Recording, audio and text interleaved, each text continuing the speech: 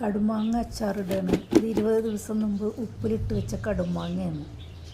അതിൻ്റെ വെള്ളമാണത്. ആ വെള്ളം ഒരു ബൗളിൽ ഒഴിച്ചിട്ട് അതിലേക്കാണ് ഈ അച്ചാർ പൊടിയും മുളക് പൊടിയും ഇത് കടുക് വെയിലത്ത് വെച്ച് ഉണക്കിയിട്ട് അതിൻ്റെ പരിപ്പെടുത്തതാണ്. ഇത് അച്ചാർ പൊടി ഒരു പാക്കറ്റ്.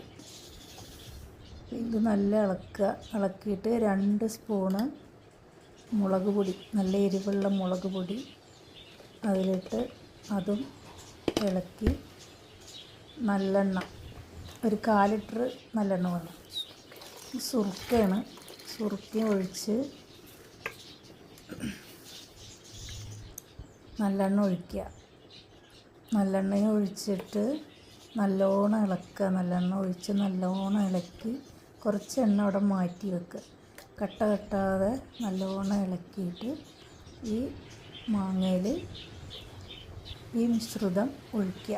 ഇതൊഴിക്കാൻ വേണ്ടിയിട്ട് ഞാൻ ഒരു കപ്പാണ് എടുത്തിരിക്കുന്നത്. അങ്ങനെ അതിൽ ഫുള്ളും മാങ്ങ മുങ്ങോളം അതിലൊഴിച്ച് വെക്കുക.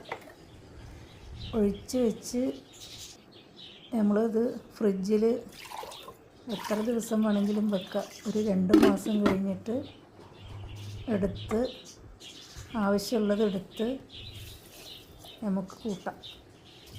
മാങ്ങനെ ഓരോ മാങ്ങ എടുത്ത് മുറിച്ച് അത് കൂട്ടാം. ഇതിൽ കായ ഇടണം. ഒരു 4 സ്പൂണ് കായമാണ് ഞാൻ ഇടുന്നത്. ഒരു 1.5 കിലോനോളം മാങ്ങ ഉണ്ട്. 4 സ്പൂണ് കായ ഇടുന്നുണ്ട്.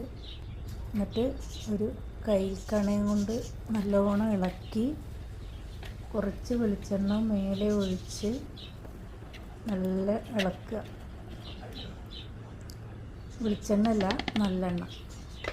നല്ലെണ്ണ മേലെ ഒഴിച്ച് നല്ലോണം ഭദ്രമായി മൂടി വെക്കുക.